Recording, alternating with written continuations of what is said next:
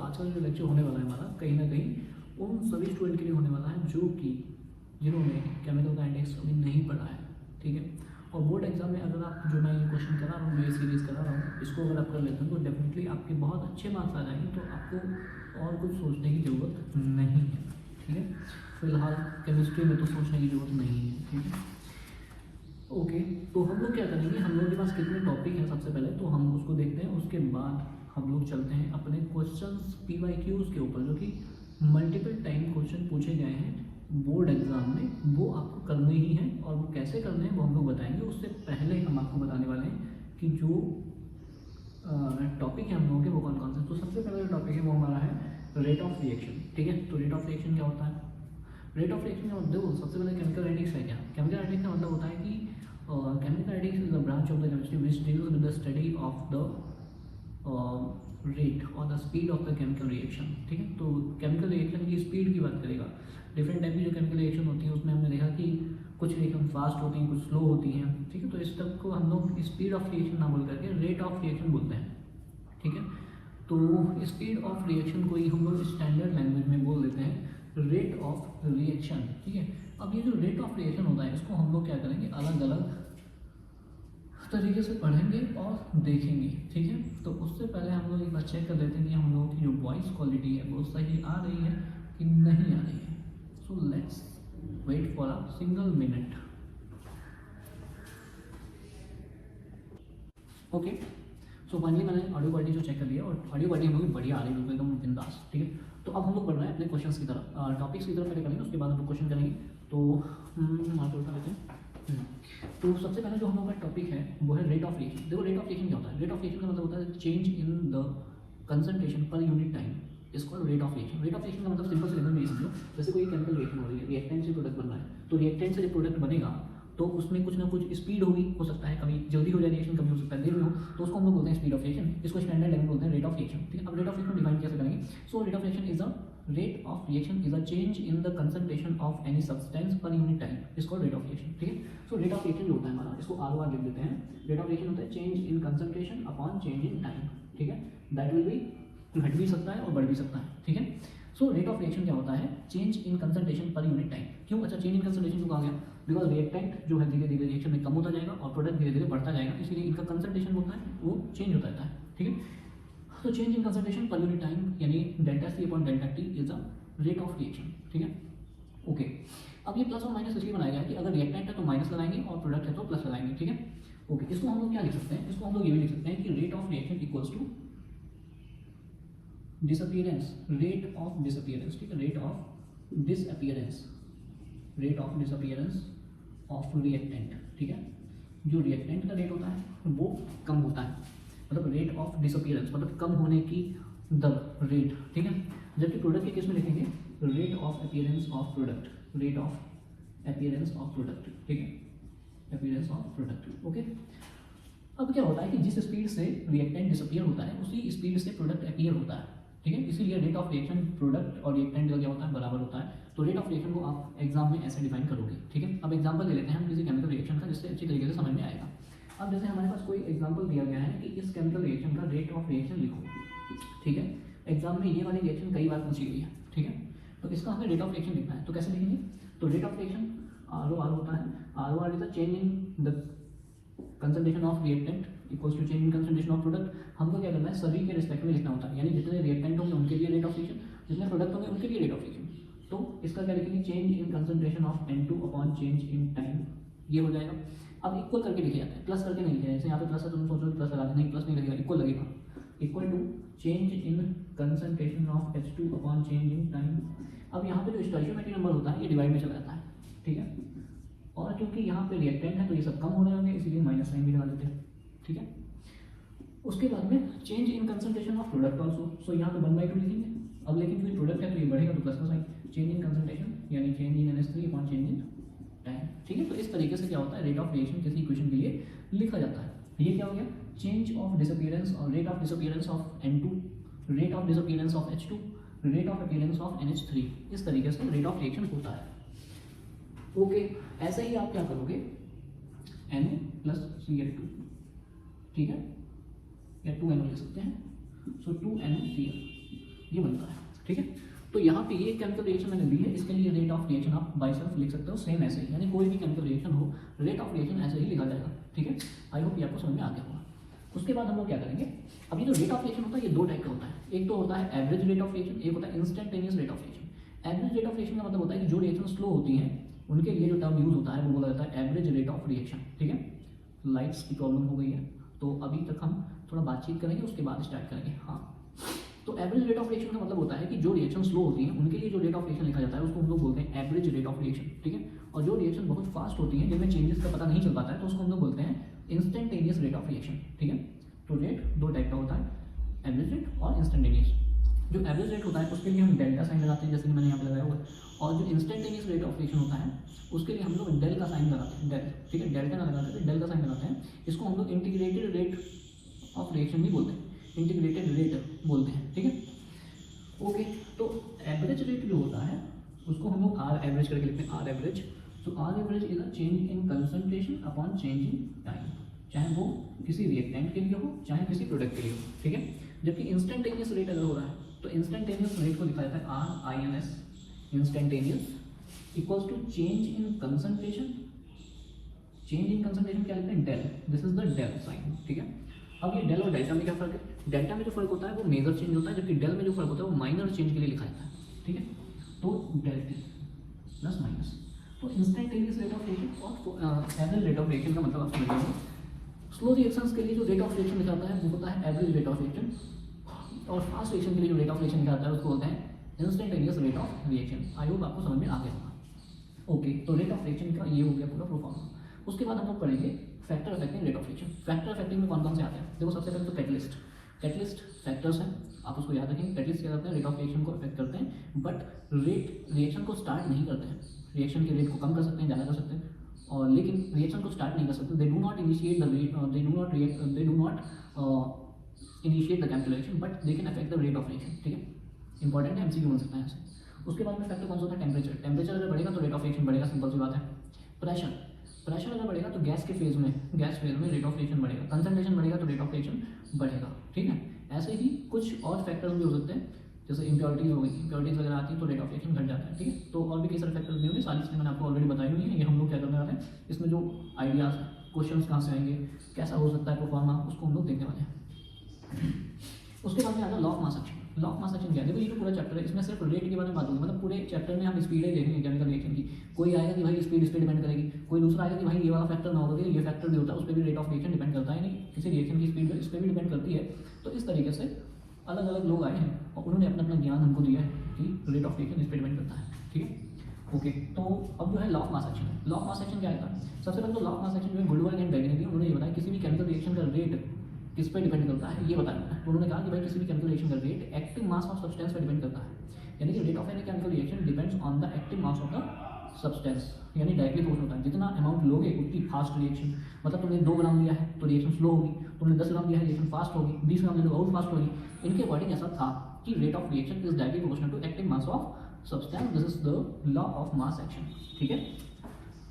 तो law of mass action ये कहता है कि भाई हमारे पास अगर ए और बी नाम के 2 रिएक्टेंट हैं अगर, और वो सी और डी बना रहे हैं, ठीक है, तो फिर इसका अगर हम रेट निकालें तो रेट के इक्वेशन को हम लोग लिखेंगे रेट कांस्टेंट से directly proportional to concentration of C product side and concentration of D reactant side upon concentration of A and concentration of B, ठीक है। यानी rate is directly proportional to क्या, rate is directly proportional to concentration of A and concentration of B. तो इसको हम लोग क्या लिख सकते थे, इसको हम लोग ये लिख सकते थे concentration of A and concentration of B, ठीक है। और रेट ऑफ फॉरवर्ड बोल देंगे इसको, तो ये R F equals to K F आ जाता, concentration of A concentration of B. ये सब हम लोग 11 में करके हैं। ऐसे रिएक्शन अगर आगे जा रही है तो पीछे भी आ रही होगी, तो रिएक्शन जब आगे जा रही है जिस रेट से उसी रेट से रिएक्शन पीछे भी आती है, ठीक है। तो rate of forward is equal to the rate of backward. तो रेट ऑफ बैकवर्ड जो है इस पर डिपेंड करेगा, रेट ऑफ बैकवर्ड डिपेंड करेगा कंसंट्रेशन सी और कंसंट्रेशन डी पर, ठीक है। तो इस तरीके से हमको यहाँ पे पता चला कि रेट ऑफ रिएक्शन भैया एक्टिव मास के डायरेक्टली प्रोपोर्शनल होता है, तो ऐसा कुछ आ जाएगा। इसको बोलते हैं लॉ ऑफ मास एक्शन, ठीक है। इनके अकॉर्डिंग ऐसा होता है, ओके। अब देखो क्या होता है कि यहाँ पे कुछ नई चीज़ें आ गई। ऑर्डर क्या होता है, अब देखो जो रिएक्शन होती है, रिएक्शन की स्पीड में कुछ फैक्टर्स होते हैं, मतलब रिएक्शन में कुछ फैक्टर्स होते हैं जो उनकी स्पीड को डिसाइड करते हैं। इसमें एक फैक्टर आता है ऑर्डर, ठीक है। तो ऑर्डर क्या होता है, अब यहाँ पे ऑर्डर जो है ना कई बार एग्जाम में पूछा गया है कि ऑर्डर क्या होता है। ऑर्डर जो होता है, order is the sum of the concentration of the power in rate law is called order of reaction, ठीक है। तो अगर जो है गुडवर्ग एंड वैगे के अकॉर्डिंग जैसे कोई रिएक्शन है, मान लो H2 + Cl2 रिएक्शन हो रही है, HCl बन रहा है, इनके अकॉर्डिंग जनरली मैंने रैंडम ले लिया कोई, या फिर कुछ और ले सकते हैं, काफ़ी नीट टाइप की लगी है बट फिर भी पढ़ाने के लिए काफ़ी है। तो यहाँ पे हम लोग क्या करना है, हम उसको बोलना है H2 + Cl2, यहाँ पे हमने क्वेश्चन लिया है एग्जाम्पल ना तो कोई भी ले लिया। तो इनके according to law of mass action क्या होगा, rate is directly proportional to H2 का कंसंट्रेशन एंड Cl2 का कंसंट्रेशन, R = K कांस्टेंट होता है, ठीक है। सो R = K H2 की पावर 1। अब ये जो नंबर होता है आगे यहाँ कुछ नहीं लिखा है तो 1 है इसका मतलब, तो पावर 1, यहाँ कुछ नहीं लिखा तो इसकी पावर 1। तो इनके अकॉर्डिंग जितना स्टोइचियोमेट्रिक नंबर होता है वही रेट लिखते समय पावर में चला जाएगा, ठीक है। और वो जो एक्सप्रेशन मिलेगी वो आपकी रेट एक्सप्रेशन होती है। This is the rate expression. Rate expression का मतलब होता है जो एक्सप्रेशन रेट ऑफ रिएक्शन को डिफाइन करती हो, ठीक है, तो वो रेट एक्सप्रेशन बोली जाती है। अच्छा, अब ये ऑर्डर ऑफ रिएक्शन एग्जाम में पूछा था क्या होता है, ऑर्डर ऑफ रिएक्शन कैसे आएगा, define the order, what is order, order क्या होता है। तो ऑर्डर का मतलब होता है the change the sum of the concentration of the substance in a rate expression is called order of reaction, ठीक है। तो लॉ ऑफ मास एक्शन के अकॉर्डिंग ऑर्डर जो होता है किसी केमिकल रिएक्शन का वो हम थ्योरेटिकली देख करके बता सकते हैं कि भैया इसका ऑर्डर 1 2 3 4 ऐसे बता सकते हैं रैंडमली, ठीक है। तो इनका पता चला कि भाई इनका जो ऑर्डर वाला लॉजिक है, जो लॉ ऑफ मास एक्शन दिया है वो बहुत ही लिमिटेड है, कुछ जगह पे लगेगा बाकी जगह नहीं लगेगा, ठीक है। तो ये जो लॉ ऑफ मास एक्शन है ये सिर्फ एलिमेंट्री रिएक्शन पर ही लगता है, जो रिएक्शन कॉम्प्लेक्स होती है वहाँ पे लॉ ऑफ मास एक्शन काम नहीं करता है, ठीक है।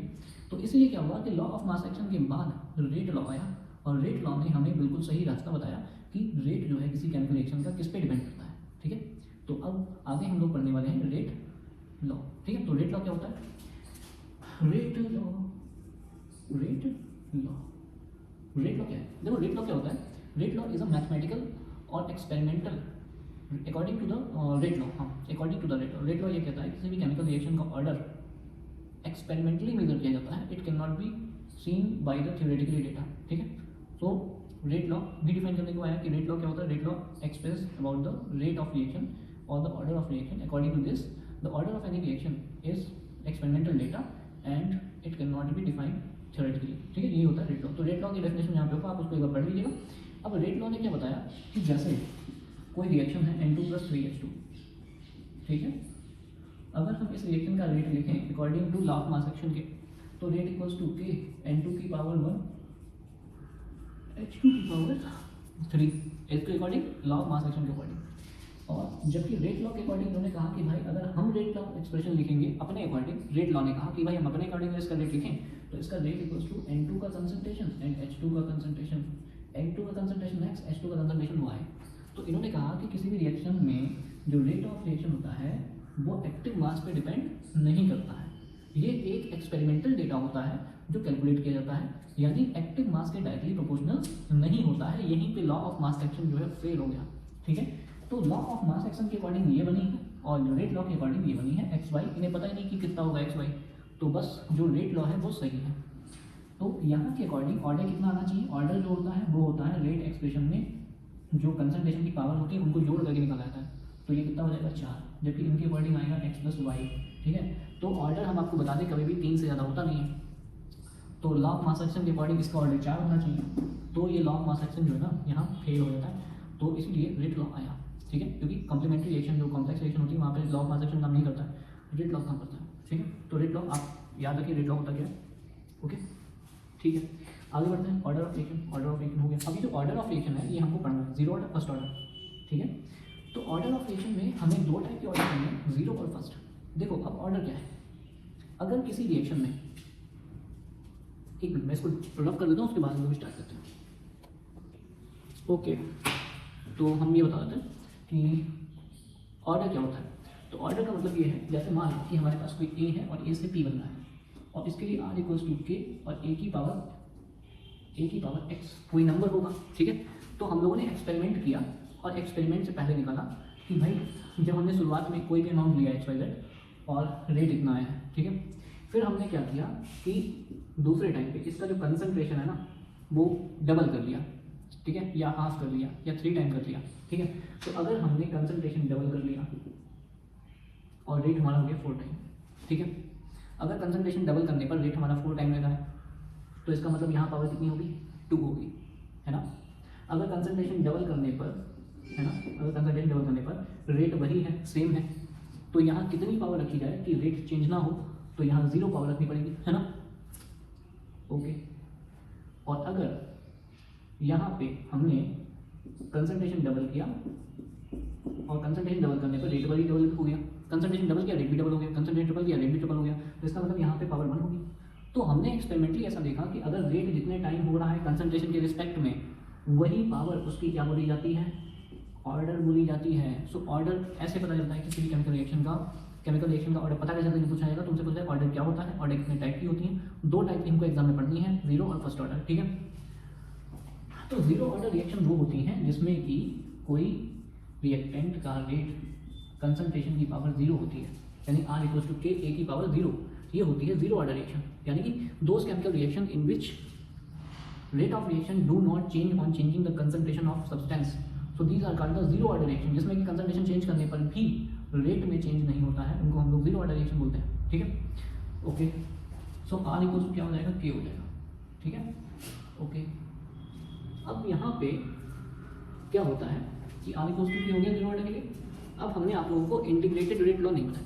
इंटीग्रेटेड रेट क्या होता है, इंटीग्रेटेड रेट क्या होता है, इंटीग्रेटेड रेट का मतलब होता है कि जैसे कोई रेट ऑफ रिएक्शन है, so change in concentration upon change in time, change in concentration upon change in time, जो भी है, ए हो, बी हो, सी हो, जो भी हो, ठीक है। और रेट के रिस्पेक्ट में क्या लिखते हो, रेट लिख सकते हो, del R upon del T. तो ये इंटीग्रेटेड रेट है किसका, ये इंटीग्रेटेड रेट जो होता है वो डेल करके लिखा जाता है, इसको इंटीग्रेटेड रेट बोलते हैं। और जो ये होता है हमारा आर, ये हम लोग रेट लॉ एक्सप्रेशन रेट बोलते हैं, ठीक है। तो जब आप इसको करोगे सॉल्व आगे इंटीग्रेशन लगा करके, तो इसमें एक एक्सप्रेशन बनती है A not equals to A T minus K by T, है ना, इस तरीके से यहाँ पे एक एक्सप्रेशन बनती है, इस तरीके से कुछ होता है। आप उसको याद रखना कि A not minus A T, है ना, A not equals to A T minus K T, इस तरीके डिवाइड बाई होता है, सॉरी, ठीक है, इस तरीके से, और टी भी होता है इसमें, माइनस के टी होता है, माइनस के टी, ठीक है, ठीक है। तो ये होता है A T equals to A not minus K T. तो ये 0 ऑर्डर रिएक्शन के लिए यहाँ पे आता है रेट कांस्टेंट का फॉर्मूला। तो रेट कांस्टेंट का formula A not equals to A T equals to A not minus K T होता है, ठीक है। तो यहाँ पे जब ये फॉर्मूला आ जाता है तो हम क्या करते हैं, इसके लिए y equals to m x plus c, है ना।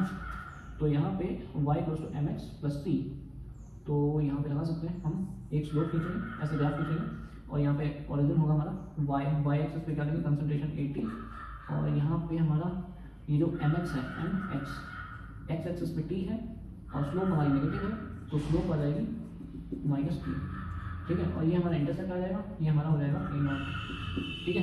तो इस तरीके से 0 ऑर्डर का ये वाला ग्राफ आपको याद रखना है कि 0 ऑर्डर का ये ग्राफ होता है। ग्राफ इसमें है, 0 ऑर्डर में भी है, फर्स्ट ऑर्डर में भी है। 0 ऑर्डर का ग्राफ ये हो गया, तो ए नॉट माइनस ए टी हो गया, ठीक है। अब क्या होता है कि जो 0 ऑर्डर रिएक्शन होती है, इसमें एक टर्म और यूज होता है हाफ लाइफ।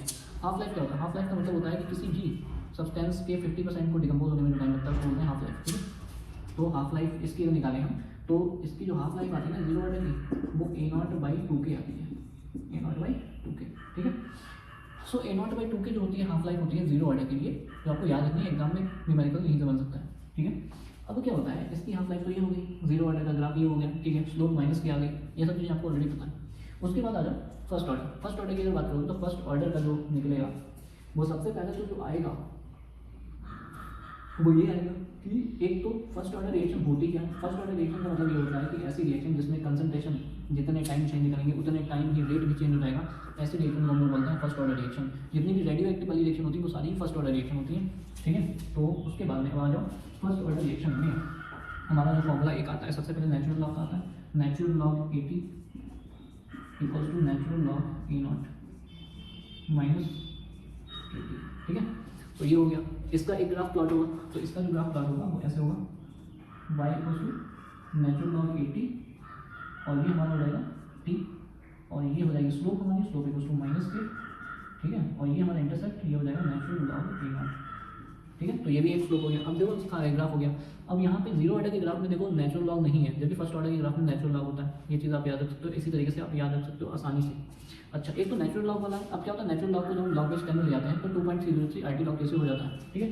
तो अगर मैं यहाँ पे लॉग 10 ले लूँ, लॉग बेस 10 AT, ठीक है, तो ये हो जाएगा log base 10 A0 minus KT divide by 2.303, ये होता है, ठीक है, माइनस KT डिवाइड बाई 2.303। तो यहाँ पे दूसरा एक जो ग्राफ आएगा इस वाले इक्वेशन से, वो कुछ ऐसा आएगा। तो ये हो जाएगा log AT और ये हो जाएगा log A0, सॉरी यहाँ तो T आएगा ना, एक्स एक्सिस पे T आएगा और स्लोप नेगेटिव है, तो स्लोप की जो वैल्यू आएगी हमारी वो आएगी माइनस K 2.303, ठीक है। तो यहाँ पे इस तरीके से 2-3 ग्राफ हो गए हैं जीरो और फर्स्ट ऑर्डर के, जो कि आपको याद रखना इंपॉर्टेंट है। एग्जाम में ग्राफ ही दे देता है, ग्राफ दे देगा और आपसे पूछेगा कि what is the order of reaction, ठीक है, ऑर्डर क्या रिएक्शन का, right the unit of the rate constant for the first order, second order, zero order, ठीक है, इस तरीके से पूछ सकता है। अच्छा, अभी जो रेट कांस्टेंट की यूनिट होती है वो याद रखने की, जो जीरो ऑर्डर की यूनिट होती है रेट कांस्टेंट की मोल पर लीटर पर टाइम है। फर्स्ट ऑर्डर की time inverse, second inverse, minute inverse, कुछ भी हो सकता है। सेकंड ऑर्डर की क्या होती है, लीटर पर मोल पर सेकंड, ठीक है। और थर्ड ऑर्डर की होती है litre square, mole square and minute पर minute, litre square, mole -2 and पर सेकंड पर मिनट जो भी होता हो, ठीक है। उसके बाद ये हो जाएगा, ठीक है। तो इस तरीके से हम लोगों ने ऑर्डर ऑफ रिएक्शन के बारे में जान लिया कि ऑर्डर ऑफ रिएक्शन क्या होता है। ऑर्डर ऑफ रिएक्शन का मतलब होता है कि the sum of the power of the concentration in the rate expression is called order of reaction. और ऑर्डर ऑफ रिएक्शन दो टाइप के हम लोगों ने पढ़नी है, जीरो और फर्स्ट ऑर्डर। जीरो ऑर्डर की ग्राफ हमने पढ़ी है, फर्स्ट ऑर्डर की ग्राफ पढ़ी है। इसके बाद हम लोग आगे बढ़ते हैं। ओके, अब हम लोग का नेक्स्ट टॉपिक जो है वो है आरएमएस एक्सप्रेशन, आरएमएस इक्वेशन। देखो, जब रेट के बारे में बात हो रही थी तो आरएमएस ने बताया कि भाई हम भी बताएंगे रेट के बारे में कि रेट किस पे डिपेंड करता है। तो इन्होंने बताया कि किसी भी केमिकल रिएक्शन का रेट जो होता है वह एक्टिवेशन एनर्जी के डायरेक्टली प्रोपोर्शनल होता है। इन्होंने एक नया फैक्टर इंट्रोड्यूस किया, उसको बोलते हैं एक्टिवेशन एनर्जी। तो एक्टिवेशन एनर्जी के डायरेक्टली प्रोपोर्शनल होता है रेट ऑफ रिएक्शन, ठीक है, जो कि हम आपको यहाँ पे कहीं ना कहीं साइड वर्क कोने में दिखाते जाएंगे। Rate of reaction is directly proportional to activation energy, है ना। तो इन्होंने एक दिया कि rate constant K equals to A e की power minus E by RT, ठीक है। अब यहाँ पे A जो है वो आरएमएस कांस्टेंट है, E की power minus E by RT जो है वो है एक्सपोनेंशियल, ठीक है, एक्सपोनेंशियल, या फिर हम कह सकते हैं मोल फ्रैक्शन, ठीक है। तो इनके according K equals to A e की power minus E by RT, ठीक है। इन्होंने नया फैक्टर इंट्रोड्यूस किया था एक्टिवेशन एनर्जी। अब एक्टिवेशन एनर्जी क्या होती है उसको समझ लेते हैं। एक्टिवेशन एनर्जी का मतलब होता है the minimum amount of the energy to take part in chemical reaction, ठीक है। इतनी कम से कम एनर्जी जिससे कोई मॉलिक्यूल जो है रिएक्शन में पार्टिसिपेट करना स्टार्ट कर देता है उसको हम लोग बोलते हैं एक्टिवेशन एनर्जी। तो एक्टिवेशन एनर्जी हमने डिफाइन कर दी, ठीक है। अब एक्टिवेशन एनर्जी जितनी कम होगी रेट ऑफ रिएक्शन उतना ज़्यादा होगा। This is very important, MCQ में बनता है कि एक्टिवेशन एनर्जी जितनी कम रेट ऑफ रिएक्शन उतना ज़्यादा, ठीक है, ओके। अब कैटलिस्ट क्या करता है, कैटलिस्ट क्या करता है किसी भी केमिकल रिएक्शन में एक्टिवेशन एनर्जी को कम कर देता है, जिससे रेट ऑफ रिएक्शन मतलब रिएक्शन आसानी से हो जाती है। कैटलिस्ट का रोल होता है कि एक्टिवेशन एनर्जी को कम करे और रिएक्शन आसानी से प्रोसीड हो जाए, ठीक है। तो यहाँ पे ये दो पॉइंट हमने आपको इंट्रोड्यूस कराए हैं। अब क्या होता है कि यहाँ पे अगर हमें रेट कांस्टेंट निकालना है तो हम क्या करेंगे, इनका लॉग लेते हैं दोनों साइड में, ठीक है। तो सबसे पहले तो है होगा natural log K equals to natural log A minus E A by, sorry this is E A, exponential हटेगा तो E A by R T आएगा, ठीक है। अब क्या करेंगे, ये जब हमने नेचुरल लॉग लिया है इसका दोनों साइड में, तो इससे एक हम ग्राफ प्लॉट कर सकते हैं क्या, y equals to mx plus p, y equals to mx plus p, है ना। सो y एक्सिस पे ले लो कुछ, y एक्सिस पे k ले लिया है, rate constant k, okay. x axis पे 1/t ले लेंगे, ठीक है। और नेगेटिव स्लोप जा रही है तो ये हमारी हो जाएगी, तो स्लोप इक्वल्स टू हो जाएगी माइनस ई, ठीक है। अब r क्या है, r तो हमारा कांस्टेंट ही होता है, तो जाहिर सी बात है उसको हमें लेने की जरूरत नहीं है, माइनस ई हो जाती है, मतलब कि नेगेटिव है कुल मिलाकर के, नेगेटिव स्लोप आएगी, ठीक है, ओके। उसके बाद में क्या है, अगर हम इसको लॉग बेस 10 में चेंज करते हैं तो log base 10 K equals to log base 10 A minus E A by 2.303 R T. अच्छा, यहाँ आर भी ले सकते हो, अगर लेना चाहो तो ले सकते हो, बट कांस्टेंट ही होता है। अब अगर यहाँ पे आप ग्राफ प्लॉट करेंगे, ठीक है, तो लॉग के versus 1/t graph, slope negative है भैया, ठीक है, स्लोप नेगेटिव है और स्लोप की जो वैल्यू आएगी minus E A by 2.303 R, ये स्लोप आ जाएगी। इस वाले एक्सप्रेशन से ये आरएनएस एक्सप्रेशन के लिए वो है क्या बोलते हैं, आरएनएस इक्वेशन के लिए फॉर्मूला ये है, k इक्वल्स टू a की power minus e by rt। जब नेचुरल लॉग करेंगे तो ये बनेगा, तो उसके लिए ग्राफ, ठीक है, और उसका लॉग बेस 10 करेंगे तो उसके लिए ये ग्राफ, ठीक है। उसके बाद और क्या याद रखना है, इससे न्यूमेरिकल बन जाता है, ठीक है, एक्टिवेशन एनर्जी कंपेयर करके न्यूमेरिकल बन जाता है। और क्या याद करेंगे, ये इन्होंने बताया कि अगर हम किसी रिएक्शन में 10 डिग्री सेल्सियस टेम्परेचर बढ़ा दें या 10 कैलोरी बढ़ा दें तो फिर रेट ऑफ रिएक्शन डबल हो जाता है। मतलब अगर 10 डिग्री सेल्सियस टेम्परेचर बढ़ा देते हैं तो रेट ऑफ रिएक्शन डबल हो जाता है, अगर 20 बढ़ा दें तो क्वाड्रुपल हो जाएगा। सिंपल सी बात है, डबल का 4 का 8, 8 का 16, 32, 34, 64, 128, 256 इस टाइम से हो जाएगा। मतलब जितने इतना डबल करेंगे, मतलब कुल मिलाकर 10-10 डिग्री सेल्सियस अगर बढ़ाते जाएं तो रेट कांस्टेंट की वैल्यू डबल हो जाती है अकॉर्डिंग टू आर्नीज इक्वेशन। ठीक है, तो अगर एक टेम्परेचर की बात हो रही है तो इनकी ये वाली एक्सप्रेशन लगेगी, लॉग की इक्वल टू लॉग माइनस ए। यहाँ पे जो लॉग ए होता है वो हम लोग नेगलेक्ट कर देते हैं, बिकॉज वो हम लोग नहीं कैलकुलेट करेंगे, यानी एक्सप्रेशन में बस ये वैरायटी रखते हैं। ठीक है, जब क्वेश्चन करेंगे तो समझ में आएगा। उसके बाद में अगर 2 टेम्परेचर होते हैं तो इन्होंने कहा भैया बदल जाता है रेट कांस्टेंट, तो उसके लिए फॉर्मूला बनता है ए बाई 2.303 आर, ठीक है, और 1/T1 माइनस 1/T2। ओके, तो ये 2 टेम्परेचर पे, यानी कि कुल मिला करके जब टेम्परेचर जो है आपका 10 डिग्री सेल्सियस बढ़ जाएगा तो रेट कांस्टेंट हो जाएगा डबल, या कितने भी हो जाए उसके अकॉर्डिंग, हाँ न्यूमेरिकल के अकॉर्डिंग हम उस टाइम पे ये वाला फॉर्मूला लगाएंगे जब 2 टेम्परेचर की बात होगी तब। समझ आया? ठीक है। तो इस तरीके से हम लोगों ने आर्गेनिक इक्वेशन लिख लिया। उसके बाद आती है कोलिजन थ्योरी। कोलिजन थ्योरी क्या कहती है? कोलिजन थ्योरी ने भी भाई हम भी जो है अपना एक नया लॉ देंगे, और जो है रेट ऑफ रिएक्शन कुछ और फैक्टर पर भी डिपेंड करता है, तो हमको भी बता देना थोड़ा बहुत। तो इन्होंने कहा कि भाई किसी भी रिएक्शन में रेट जो होता है वो उसमें मॉलिक्यूल जो है आपस में टकराते हैं, तब जाके रिएक्शन होती है।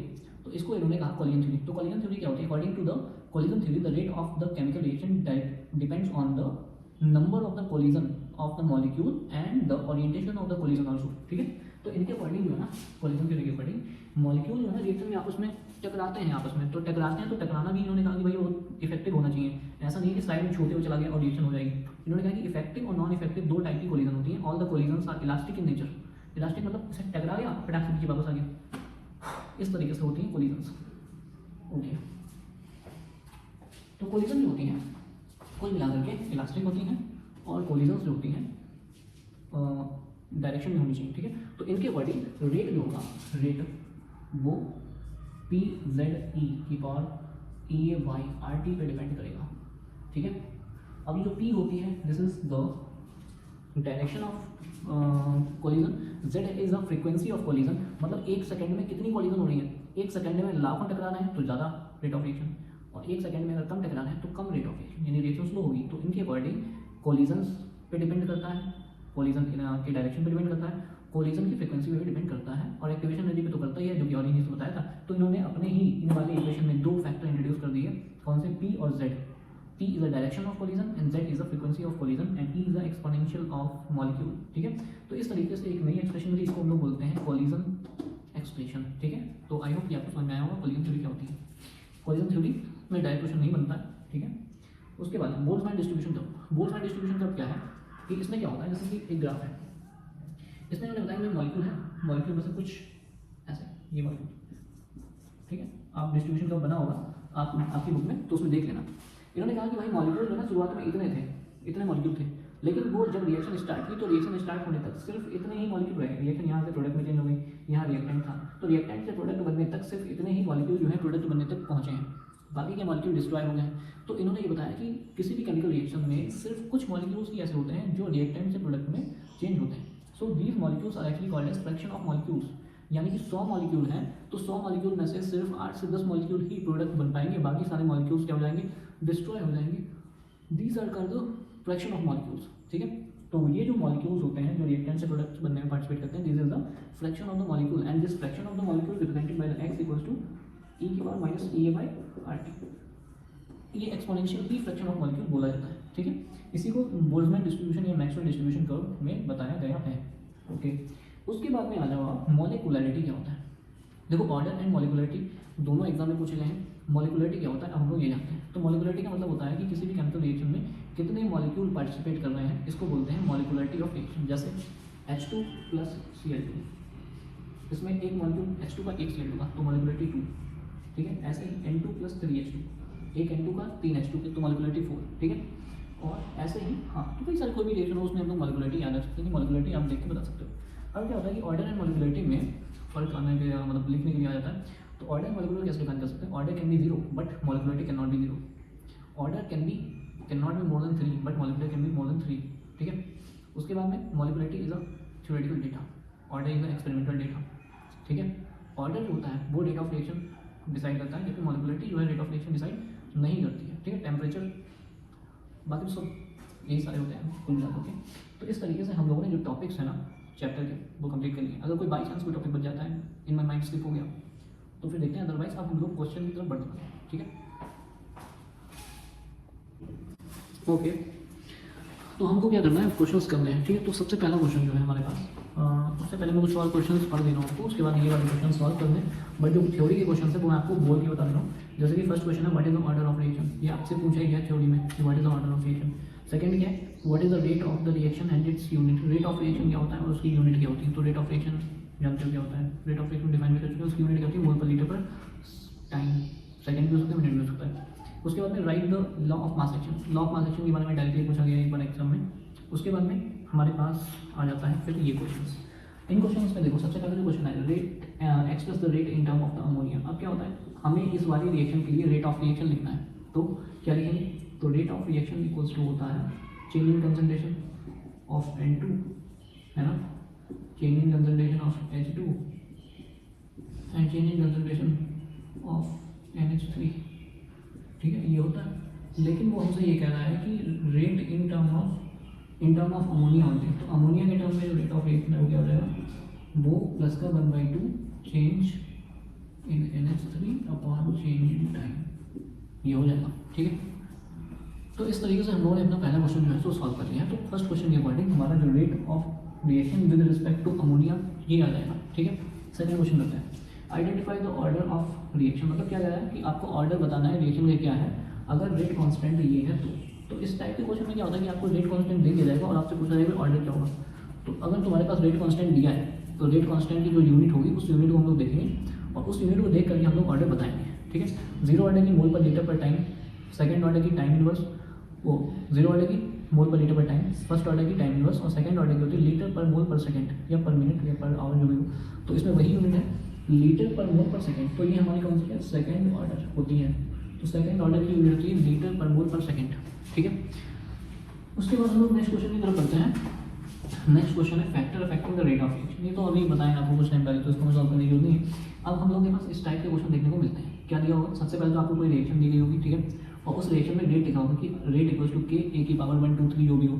अभी यहाँ पे क्या है, रेट इक्वल्स टू के है। ठीक है, इसमें आपसे पूछा ऑर्डर क्या होगा। तो ऑर्डर क्या होता है, रेट एक्सप्रेशन में रिएक्टेंट की जो कंसंट्रेशन की पावर होती है उसी को हम लोग बोलते हैं ऑर्डर। अब यहाँ पे कंसंट्रेशन ही नहीं है तो ऑर्डर क्या होता है, कंसंट्रेशन की पावर का सम कर ले। अब लेकिन यहाँ पावर ही नहीं है, तो पावर नहीं है तो इसका मतलब क्या है, जीरो है।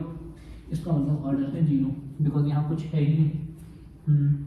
उसके बाद में क्या आ जाएगा, मॉलिक्युलरिटी पूछी। मॉलिक्युलरिटी मतलब रिएक्शन हो रही है तो उसमें रिएक्टेंट की साइड पे कितने मॉलिक्यूल्स हैं। तो रिएक्टेंट की साइड इधर वाली होती है तो इसमें 2 मॉलिक्यूल हैं, तो यहाँ पे मॉलिक्युलरिटी 2 हो जाएगी। ठीक है, मॉलिक्युलरिटी इज 2।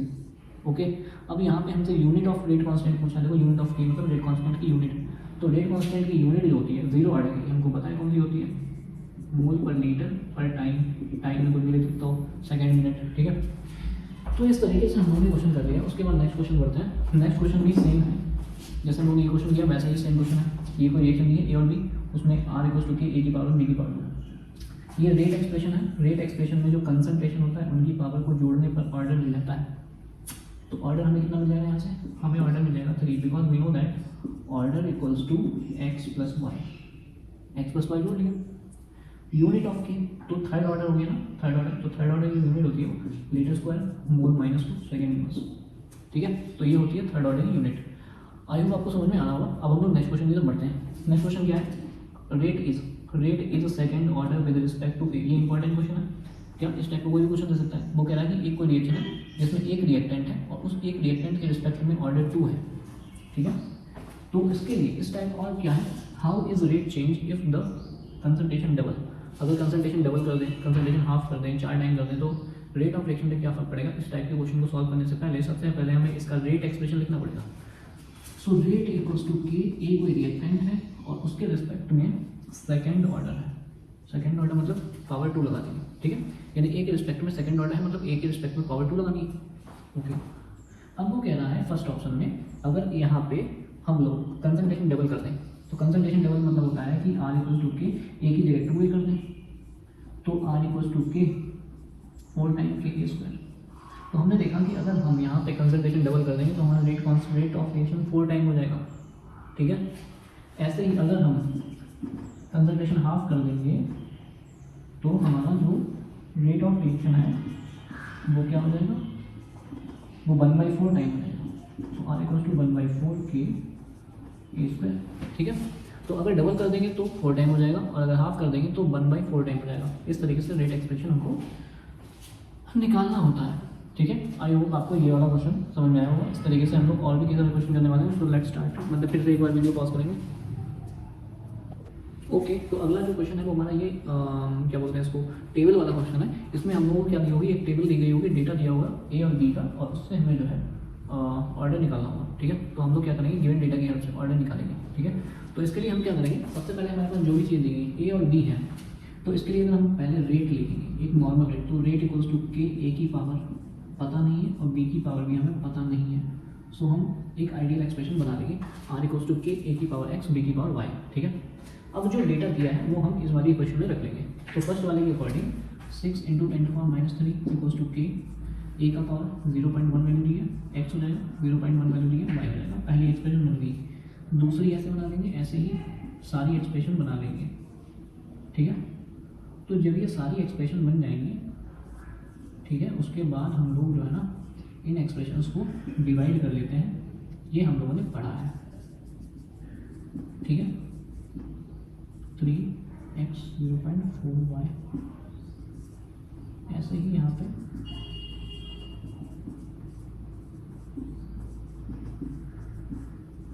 ओके। तो हम लोगों ने क्या कर लिया है कि चारों एक्सप्रेशंस बना लिए हैं, और उसके बाद अब हमें इन एक्सप्रेशंस को डिवाइड करके x और y की वैल्यू फाइंड करके फिर k निकाल लेना है, ठीक है। तो हमको क्या करना है, x और y निकालना है। तो हम क्या करेंगे, यहाँ इन वाली चीज़ों को देखेंगे, जो दो कॉमन हो जाएंगी एक्सप्रेशन में उसको हमें यूज़ कर लेना है। जैसे यहाँ पे फर्स्ट और फोर्थ में यूज़ कर सकते हैं कि 0.1 कैंसिल हो जाएगा, ठीक है। तो फर्स्ट एंड फोर्थ, तो हम क्या करें, एक्सप्रेशन में डिवाइड 4/1, ठीक है। तो एक्सप्रेशन को हम लोग 4/1 से डिवाइड कर देंगे। तो 4/1 डिवाइड करना है। 4 हमारे पास 2.4 × 10⁻⁴ डिवाइड बाई 6 × 10⁻³ इक्वल्स टू के, और यहाँ पे 0.4x 0.1y, ठीक है, 0.1x 0.1y, ठीक है। तो ये सब सॉरी ये नहीं कैंसिल होगा, ये वाला कैंसिल हो जाएगा, ये कैंसिल हो जाएगा, ये 24 हो जाएगा, 24 डिवाइड बाई 6 इक्वल टू ये 4 बचेगा, 4 की पावर x, ठीक है। तो यहाँ पे क्या आ जाएगा, 4 आ जाएगा। तो 4 को 4 से हमें क्या करना है, मैच करना है। तो हमें पावर कितनी रखनी पड़ेगी, 1 रखनी पड़ेगी। तो यहाँ पे x की वैल्यू 1 आ जाएगी, ठीक है। इसी तरीके से आप क्या करना, बाई सेल्फ, ठीक है। आप कौन से डिवाइड कर सकते हो, आप ये दोनों डिवाइड कर सकते हो, है ना, 2 और 3 को। तो आप क्या करना है, यहाँ पे डिवाइड 3/2, ठीक है। दूसरी वाले क्वेश्चन में y निकालने के लिए 3/2 से डिवाइड कर देंगे तो हमें y मिल जाएगा। अब x और y जब दोनों मिल जाते हैं तो हम क्या करेंगे, अपना यहाँ रख लेंगे, r इक्वल्स टू के, x की पावर 1, b की पावर 2, ठीक है। तो इस तरीके से वहाँ पे हम फिर वैल्यू रख के रेट कॉन्स्टेंट निकाल लेंगे। ये क्वेश्चन आपने किए हुए हैं बहुत सारे, ठीक है, ओके। उसके बाद नेक्स्ट क्वेश्चन की तरफ बढ़ते हैं। ओके, तो हम लोग अब नेक्स्ट क्वेश्चन की तरफ बढ़ते हैं।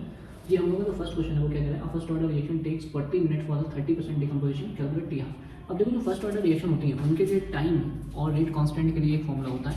तो ये होता है हमारा t equals to 2.303 upon k log a0 upon a t, ठीक है। ये होता है टाइम और रेट कांस्टेंट के बीच। दूसरा हमसे लेकिन पूछा है हाफ लाइफ। अब जो हाफ लाइफ होती है फर्स्ट ऑर्डर की, उसके लिए फॉर्मूला होता है, हाफ लाइफ होती है T half equals to 0.693 upon K, है ना। हमें तो टी हाफ चाहिए, तो टी हाफ के लिए हमको के चाहिए, तो इसका मतलब हमें के चाहिए होगा फर्स्ट वाले फॉर्मूला से, ठीक है। तो इसमें क्या करना होता है कि हम टी अगर निकालेंगे, के अगर निकालेंगे, तो के इक्वल्स टू 2.303 अपॉन टी हमें कितना दिया, 40 मिनट, ठीक है। और हमसे क्या कह रहा है कि 30% डिकम्पोज हो गया। 30% डिकम्पोज होने का मतलब होता है कि शुरुआत में कोई भी चीज़ 100 होगी और 30% डिकम्पोज हो जाएगा, इसका मतलब 70% बचा रह जाएगा। तो यहाँ पे जो 80 लिखा हुआ है डिवाइड में, 80 का मतलब होता है रिमेनिंग कंसंट्रेशन। तो रिमेनिंग कंसंट्रेशन में डिकम्पोज होने के बाद कितना बचा, 30% डिकम्पोज हो गया, तो 70% बचा होगा इसका मतलब। तो अगर हमें इनिशियल माना है 100, तो फाइनल हमारा क्या होगा 70, और ये जो होता है ना 10/7, ये हमारा 1.42 होता है, जो कि हमको वैल्यू दी है। तो हम क्या करेंगे, वैल्यू रख देंगे 2.303 अपॉन 40 इंटू 0.154, ठीक है। अब हम क्या करेंगे, यहाँ से जो के की वैल्यू निकलेगी वो हम यहाँ से टी हाफ वाले फॉर्मूला में रख लेंगे। तो इस तरीके से ये जो क्वेश्चन है इंपॉर्टेंट है। इस टाइप का कोई भी क्वेश्चन अगर होगा तो ऐसे ही लगेगा कि आपको क्या दिया होगा, फर्स्ट ऑर्डर की हाफ लाइफ और फर्स्ट ऑर्डर का टाइम निकालने का फॉर्मूला होता है, वो हमें याद कर लेना है, ठीक है।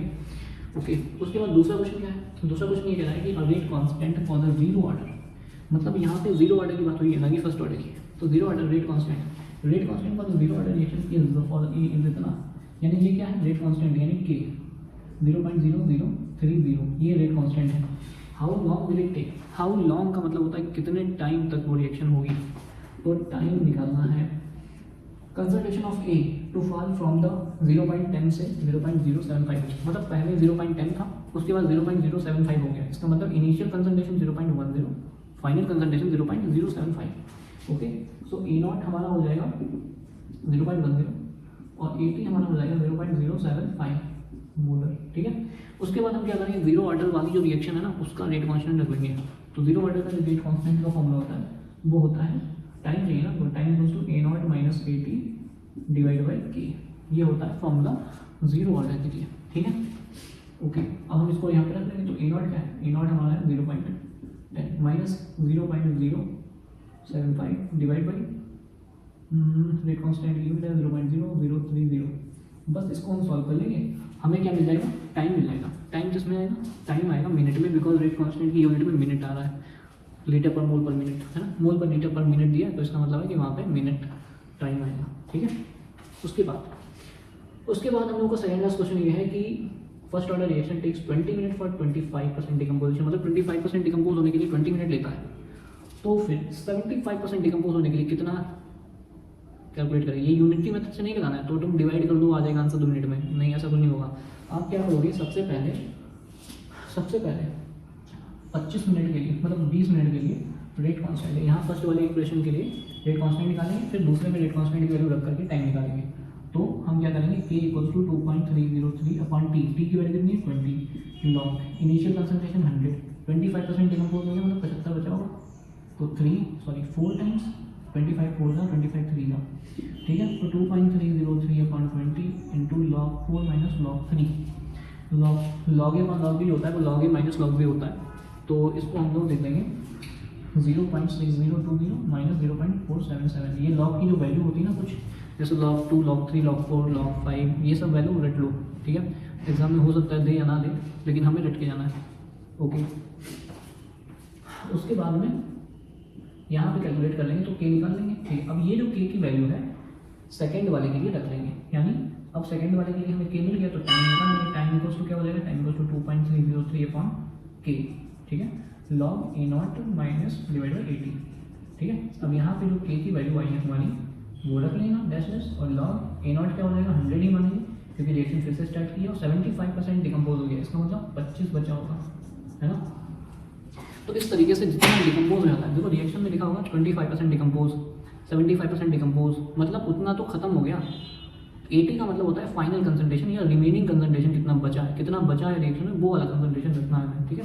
उसके बाद में लास्ट क्वेश्चन ये है, लास्ट क्वेश्चन क्या होता है, जैसे कि आपको फर्स्ट ऑर्डर रिएक्शन में हम लोगों ने अभी एक टेबल वाला क्वेश्चन दिया था, उसमें कंसंट्रेशन दिया होगा, इसमें प्रेशर दिया होगा, तो प्रेशर के टर्म में क्या करना है मैं बता रहा हूँ।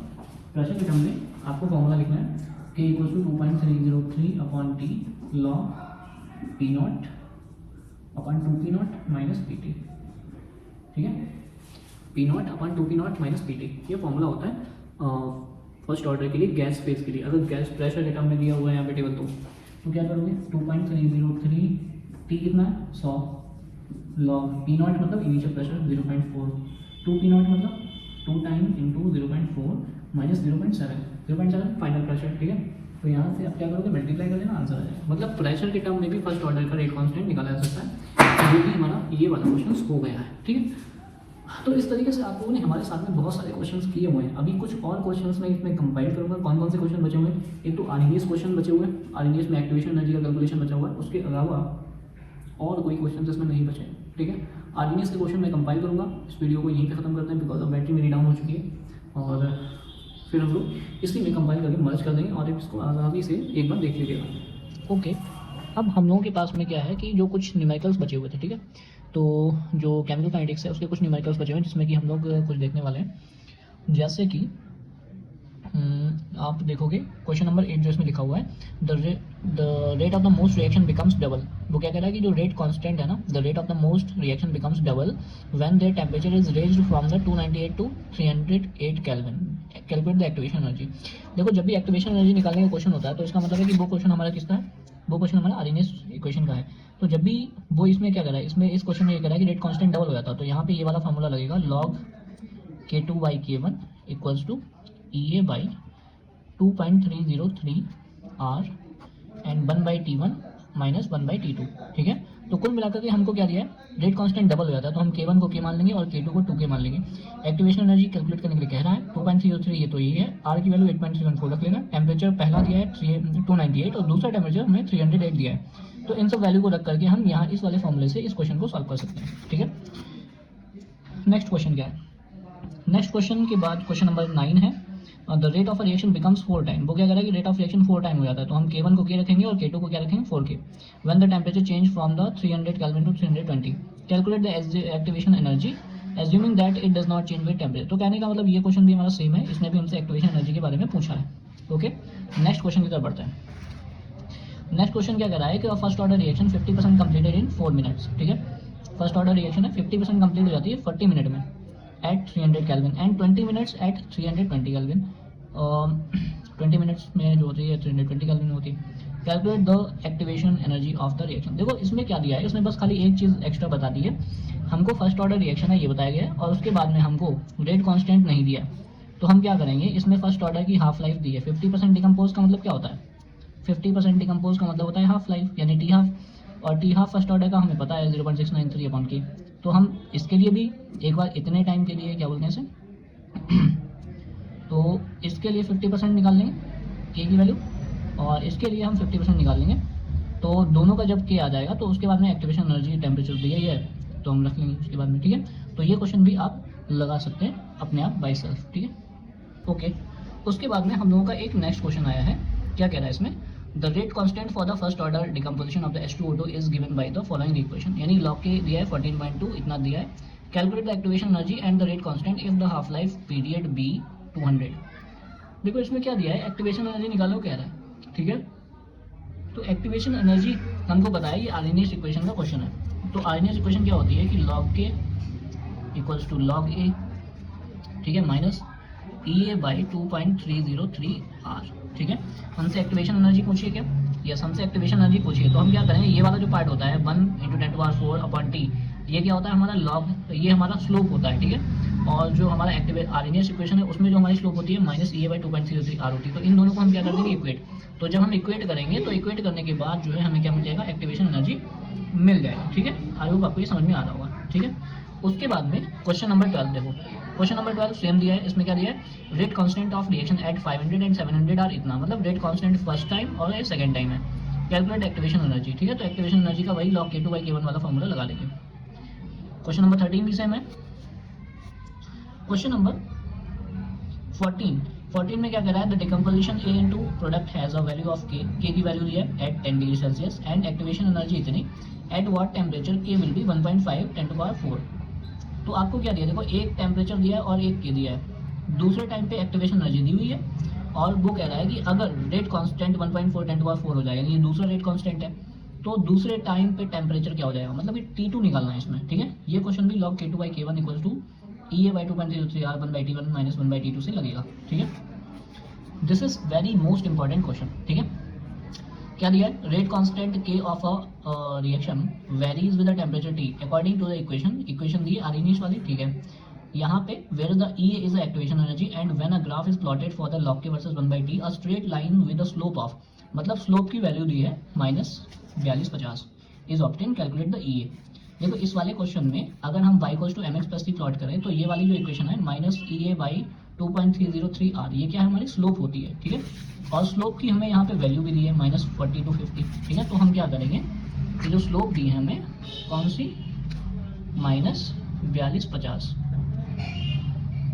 ठीक है, केल्विन जो भी दिया गया, और जो स्लोप हमारी होती है उसमें आर्हेनियस इक्वेशन में वो होती है माइनस EA बाई 2.303 R। ठीक है, तो हम इन दोनों को क्या कर देंगे इक्वेट। कैसे इक्वेट करेंगे, जैसे इक्वेट की जाती है 4250 equals to minus EA by 2.303 R, minus से माइनस कैंसिल कर देंगे।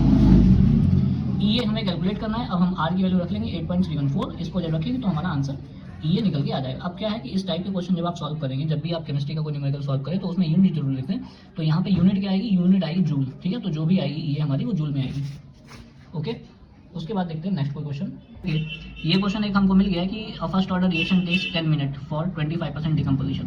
फर्स्ट ऑर्डर रिएक्शन है, टाइम दिया है 10 मिनट, 25% डिकम्पोज हो गई है। तो इस टाइप के क्वेश्चन को करने के लिए calculate the half life. Half life हमको पता है क्या होता है, 0.693 होता है। उसके लिए हमें के चाहिए होगा, के हमारे पास है नहीं, तो हम के लिए फॉर्मूला दिया होता है। के क्या होता है, के = 2.03/t log A0/80। A0 100% मान लेंगे, 100 मान लेंगे, और 80 क्या है, 80 हो जाएगा डिकम्पोज होने के बाद जो बचा हुआ कंसंट्रेशन है, यानी कि 100 - 25 75 हो गया। तो बस हमारा कुल मिलाकर के हमको क्या रखना पड़ेगा, हमको रखना पड़ेगा कि जो के होता है, बिकॉज हमको के चाहिए है, तो के आ जाएगा हमारे 2.303/t log A0/80, है ना, 80। अब ये A0 हमेशा 100 मानेंगे परसेंटेज वाले क्वेश्चन में। 2.303/t कितना दिया, 40 मिनट। आई होप जितना भी दिया हो आपके क्वेश्चन में, यहाँ पे 10 मिनट दिया है, 10 मिनट log A0 100 हो जाएगा। अब वो 25% डिकम्पोज हो गई। 25% डिकम्पोज का मतलब 100 - 25, क्योंकि जो बचा हुआ कंसंट्रेशन होता है वो लिखा जाता है 80 में, तो ये 75 बचेगा, ठीक है। तो 75 को जब हम डिवाइड करेंगे तो 4/3, ठीक है।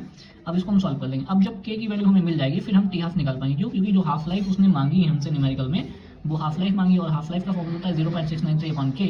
के हमारे पास था नहीं, तो के हमारा यहाँ से आएगा, क्योंकि फर्स्ट ऑर्डर रिएक्शन है। के निकाल के यहाँ रख देंगे, ठीक है। इस तरीके से आप सॉल्व कर लीजिएगा।